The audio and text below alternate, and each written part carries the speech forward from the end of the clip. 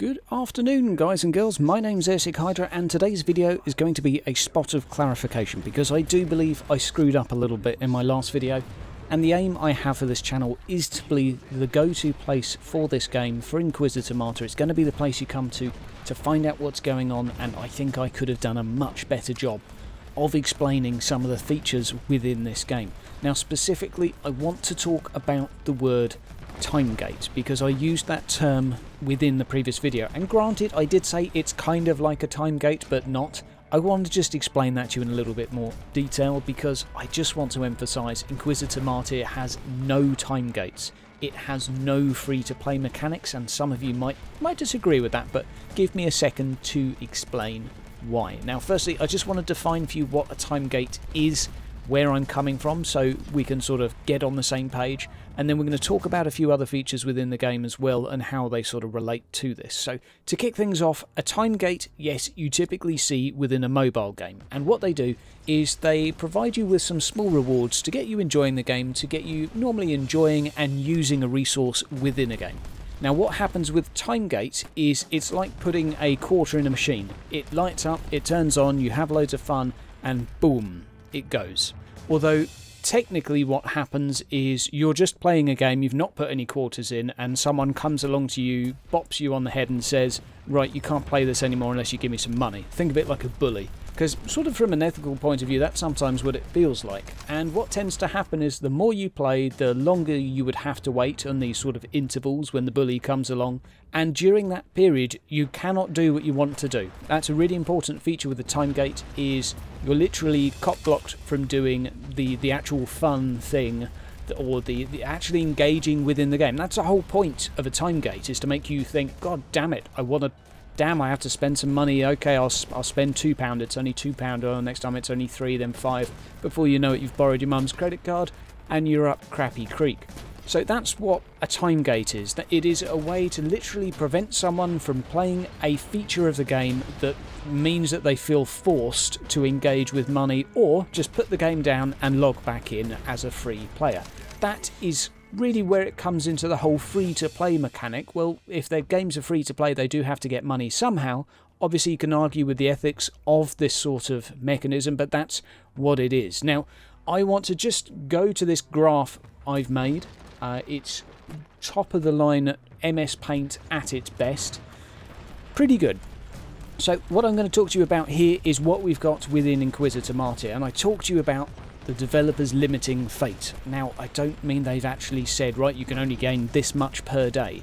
They have lowered the amount of fate we can get within missions because it was exceedingly high when it came to the late game. You only had to do about 2 to 3 missions and then you could do another turret. It was very, very fast. Now, before I give you any more detail on this, I want to tell you now that one of the most important things I missed from the last video is that they've already confirmed the current system is due some further changes, but they had to make this change first before doing the others. Basically, the amount of fate we were getting endgame was completely broken, so they fixed that. And then the changes to the experience rates, we don't know what it's going to be, but we know currently it takes something like 5,000 missions to hit max level, which is ridiculous, and the developers have said it's ridiculous. It's obviously not going to stay that way. This is not some Korean MMO. The developers are not trying to make this into a grindfest. They've said this in massive bold things across the screen. They've put this in about 100 different forum posts. I wish that was an exaggeration, but if anyone is saying that, oh, I don't like the direction of it's not the direction of the sodding game, it's just the current state it's in. And yes, it's not in a good state, but don't say that the game is bad. Say the current state of the game is bad if you're writing a review. But anyway, that's just semantics. Let's go back to the fate over here and just explain what we do actually have. So when you first start, if we're starting on the bottom left here, you start off by getting 0 fate when you log in. Okay, yes, you might have crafted some purples you can sell. We'll ignore that though. During your first hour, you get the fastest fate gain per minute, because you're going to get those lovely daily bonuses, which give you somewhere between 80 and 120. But as well as that, you're already going to be able to grind some normal missions, maybe get about 30 to 40 fate per hour just from doing ordinary missions, which you'll be using to do the quests, etc. You'll also have reputation bonuses, glory bonuses coming in fairly often, as well as selling any purple items you don't need. So this is the very best time of the game to log in. Now, we'll come back to weekly rewards in a moment, but that is an initial boost, okay, an initial boost to when you log in. Now, obviously, after that, it goes down a little bit. Your rate of fate gain per hour goes down about 30–40%. It does go down a fair bit, but it continues to go up. This is not a free-to-play mechanic, because if this was an actual time gate, then what would happen here is it would stop completely, and they would say, right, you're going to have to fork out £5, mate, if you're going to want to, you know, grind any more stuff. They don't do that. The rate goes down a little bit because you've used your initial bonus for logging in for the day, basically. But if you play another couple of hours, that's still equivalent to the first hour you played. So people that invest more time into this game are still getting more bonuses. Now, I do have some sympathy, because by the time you get to the end over here, where you've used all of the reputation in the sectors, when you've got everything that you can get from glory for the week, yes, then the rate is at its slowest, but it's still going up. It's still going up. It's probably there, something like a 1 to 4 hour ratio, where, okay, you do have to put in a bit more work. But part of that may also just be because the current system is a bit balked. Now, obviously, this is just speculation. We don't know what this is going to be, and this graph is really just a best guess estimate as to what we have currently, but it's to show you that there is no free-to-play mechanic here. You play the game, yes, you get an initial boost, and that is an initial bonus for playing. It's not punishing or making the rest of gameplay pointless because you can't be bothered to log in because you don't have any more daily quests and everything else is pointless. Some people may feel that way. Some people may look at the number 80 fate and think, oh wow, that's a lot. I can't be bothered to do a mission for 5 fate. Why would I bother doing that? I'll just wait till tomorrow. I think the trouble is you have to also respect that you're getting fate from so many multiple different sources while playing, that 5 fate you're getting per mission, well, you've got to also understand it's putting you closer to the glory rewards, it's also getting you closer to the reputation rewards. Yes, it's a little bit complicated. I have sympathies there. It's not the simplest of systems, but it is giving you more stuff, not free to play. Now, some people will mention regarding the crafting that also feels like a free-to-play mechanic. I, again, disagree. It is a timer. That's all it is. You have to wait for crafting at the moment. Now, we don't have and we haven't had any crafting revisions since it was initially implemented, and it's got a revision scheduled. Okay, so it's not to say crafting will be terrible, but at the moment, yes, the timers are pretty goddamn huge. But they're not a free-to-play mechanic because you don't pay anything to make it shorter.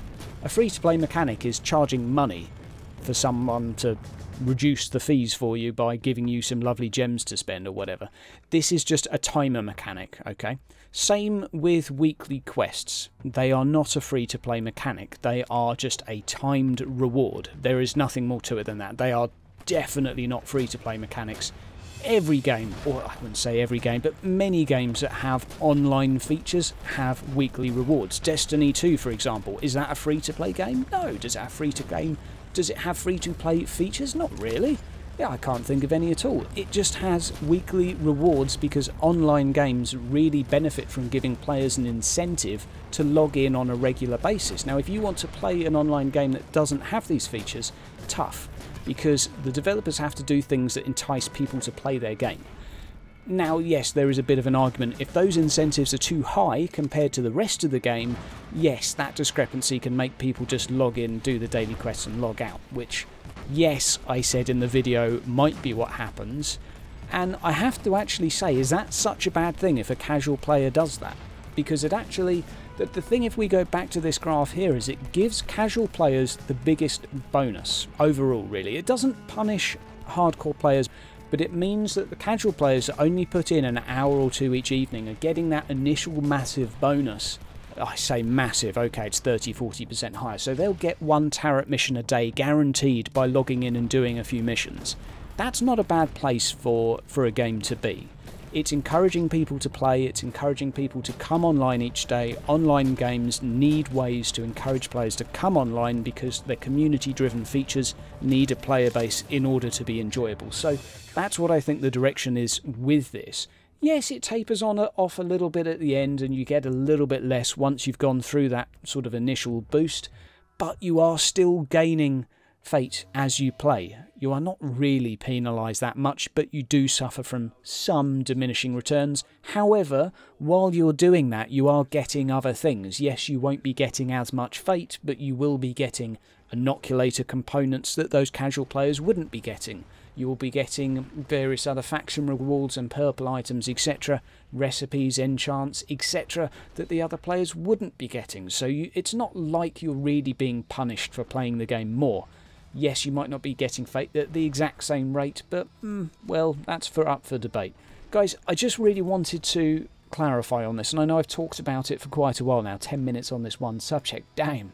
But I really just wanted to clarify this. When I was saying to you guys last time that I felt that this may be a little bit more like an MMO that sort of focused a bit more on the leveling experience rather than the end game, I'm not saying that the developers are artificially locking you into a leveling process and allowing you to progress at their chosen rate. That's not the case at all. You can progress in whatever rate you want to. That is a given. They've just nerfed the previous rate because it was too high. That's all. It's just an experience change. And Fate really, yes, it is technically a resource, but it behaves like an experience because it levels you up and progresses you through the game. You just so happen to be able to spend it on other things, which is a bit odd. But hey, it's the system they've gone for. And when I said that you might find yourselves focusing more on the leveling process, well, I mean, compared to Diablo 3, where you can reach max level in 90 minutes, yeah, I think you probably will be spending a fair bit more time within the leveling process by comparison. I think back to Elder Scrolls Online, and I'm not saying this game will have that many hours, but I think it took me 120 hours to reach max level in that. And you know what? I was never unhappy with that. I never thought, oh man, I wish I was end game because that would be so much better than where I am now. Because there was lots to do. It was a fun game. I had a good time in it. I'm hopeful that Martyr will sort of reach that point. Obviously, we don't really know what their endgame plans are, if there are much or many things planned for the end of the sector. It's not implemented yet. We don't even have boss fights at the moment, so we can't really criticise them for it. We can just say, hey devs, what you doing? And on that note, I'll try and do so. Guys, hopefully you didn't mind the ramble too much, but I really wanted to clarify a few things there. I hated the idea that I was misinforming people as to what was actually present within the game. But if you disagree with me, let me know down in the comments below. Or if you're just hyped for the next patch to see how the experience rates actually play out, let me know down in the comments below.